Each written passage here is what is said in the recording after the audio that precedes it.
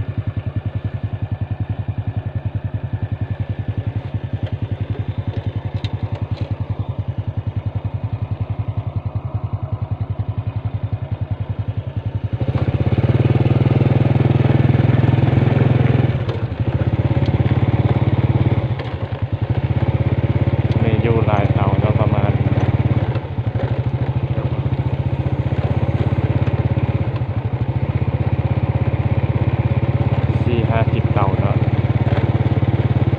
ยกท่านชุดหนึ่งก็ได้ประมาณ400-500 เตา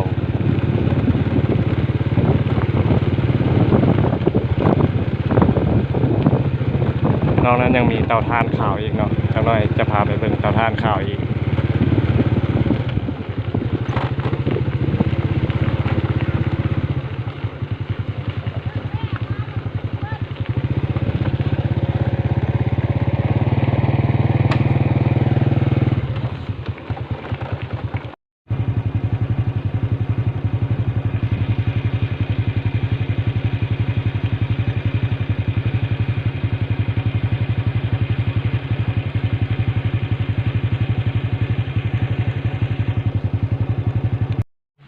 อันนี้จะเป็นไม้บกเนาะไม้บกทอนใหญ่โอ้โหเป็นขายเปล่านะแต่ไม้บกล้วนๆ